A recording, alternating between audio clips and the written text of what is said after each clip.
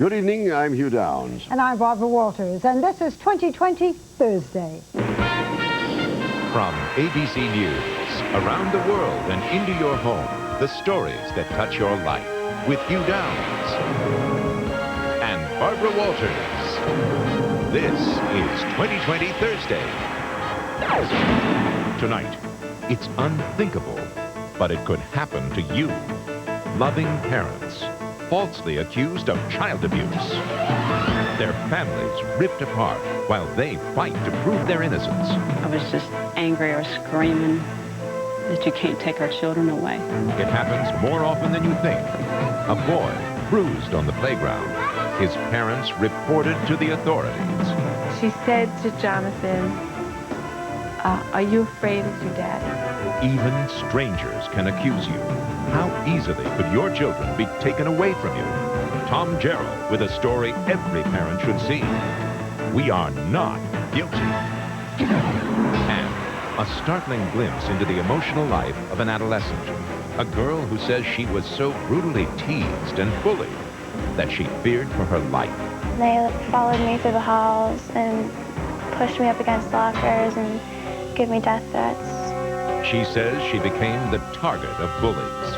There was nothing she could do to stop it. She had like her whole day mapped out around where these girls were going to be. And she wasn't the only girl who said she was bullied in these hallways. But you may be shocked by the school's outrageous solution to the problem. Steve Avison with the girls afraid of dangerous hallways. Plus, an awe-inspiring story about the power of the human spirit.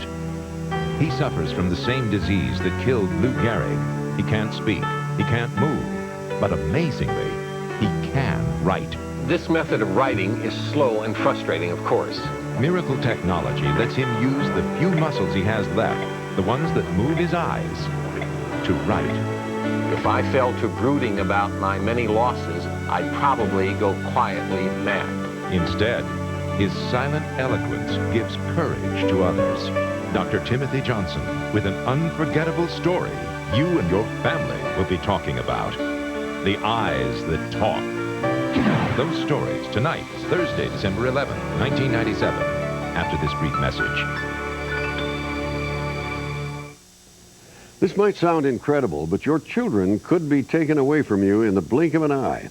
All it takes is a phone call to the right place, accusing you of child abuse.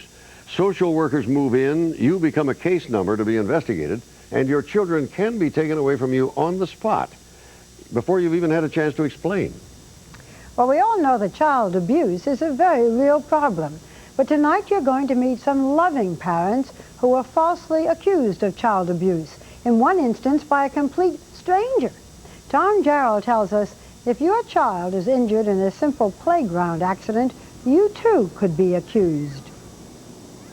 Another night of anger, violence, and child abuse, fueled by alcohol and drugs. 3 months ago, at the age of 6, she was allegedly beaten to death by her mother. The She mother died was as she had charged lived, a victim of unspeakable physical and sexual abuse. Her body bore the scars. It happens all too often. Parents abusing their children with tragic consequences. Police have charged Eric Schumpert with beating his young son so severely it put him in the hospital. It's considered a national emergency. Teachers, social workers, and medical professionals have been put on alert and are required by law to report suspected abuse. In turn, authorities in many states have been given extraordinary powers to protect the child. These can include the power to come into your home without a search warrant, question your children, and examine them for signs of abuse, immediately remove them from the home, and even put you in jail. Great for those guilty of child abuse, but how about the innocent? Last year, more than 3 million cases of suspected child abuse and neglect were reported to the authorities. Surprisingly, over 2 million of them turned out to be false allegations. Imagine this happening to you just because your child took a fall or bumped his head. Suddenly, your child's accidental injury is reported as possible abuse. That's what Michael and Donna Devon of Yonkers, New York discovered when they were falsely accused of hurting their child. It was like the most unbelievable thing I'd ever heard of in my life. just that moment of like, this cannot be happening. But it was. Okay, here comes Jonathan. For the Devon family, this journey into their personal nightmare began last March when their son Jonathan took a nasty fall on the sandbox at school. His teachers were watching. Jonathan was running, and running very fast, kind of tripped over his own 2 feet. I knew right away that it was a serious accident because he grabbed his face. The result was this big black shiner. It looked far worse than it actually was. Later that week, when Jonathan and his dad went to the supermarket, a stranger saw the boy's black eye and approached them. She asked me, what happened to your son? I said, he fell in school, but he's okay. We took him to the doctor, he had x-rays, and he's okay. And we went on shopping. The answer didn't seem to satisfy the woman. While shopping, I noticed the lady following us through the aisles. I never met the lady, I have no idea who she was, but she followed us. Even after they left, the woman tailed them in her car. A couple of days later, while at home, a caseworker from the Child Protective Services showed up, demanding to see their son.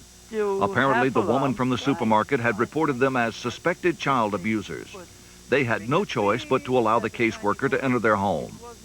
We told her right away that it was an accident at school. I offered her all of the information that we had readily available. She had asked if we would pull up his shirt, and she asked us to pull down his pants to his underwear, and she examined his body. She said to Jonathan, are you afraid of your daddy? It was a very uncomfortable feeling. We felt accused of something that we knew that had nothing to do with what actually had happened. So you were cooperative, law-abiding, hoping that this person would make the report and see what had happened and make some inquiries and the case would be closed. What case? We're not a case. We're a family with a child who had an accident. But that's not the way Child Protective Services works today. Michael and Donna Devon were fortunate. They had eyewitnesses, and the case against them was eventually dropped. But by law, their names were entered into the state of New York's database as having been investigated as suspected child abusers. Just be careful.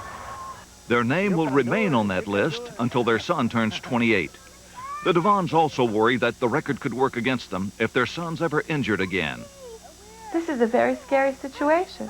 I don't know what's going to happen if, God forbid, something happens to my son tomorrow and I can't prove what happened to him. He's a healthy 6-year-old boy. Things happen. The problem an innocent family faces are compounded enormously when the child is too young to say how they're injured and there are no witnesses. Here, ducky, ducky. That happened to Jim and Jana Cox of Tampa, Florida.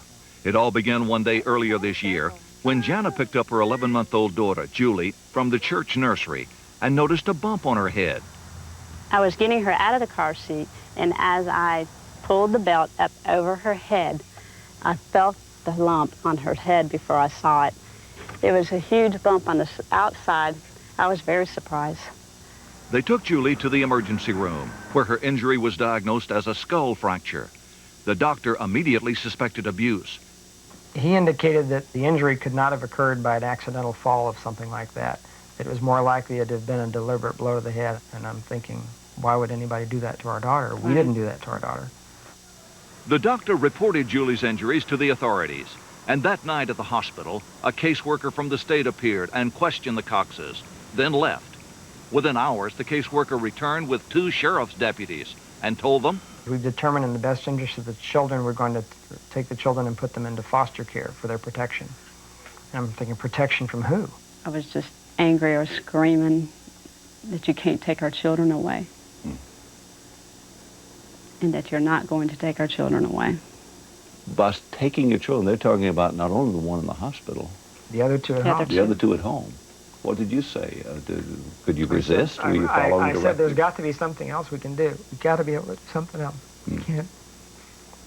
But you saw it as a possibility. Did you feel they had the authority with a sheriff there to enforce this? I think so, yeah. Why else would they be there? 2 armed deputies. What were your thoughts, Jim, about how do you deal with this? I don't know, I was just totally confused and angry and didn't know what to do. Close family friends, Jim and Cheryl Eckert, offered the Coxes a less drastic solution than foster care. They would move into Jim and Jana's home to care for the children. But the Coxes needed the court's approval and had to appear alongside hardened criminals in what's called video court to hear the judge's ruling. I am going to order the kids sheltered at this time with the option for the department to place the kids wherever they're secure that they'll be safe once we finish the investigation. The Coxes were ordered to move out of their home and were allowed only supervised visitation with their children. We have the responsibility to determine first and foremost whether or not we have a child who could be in danger.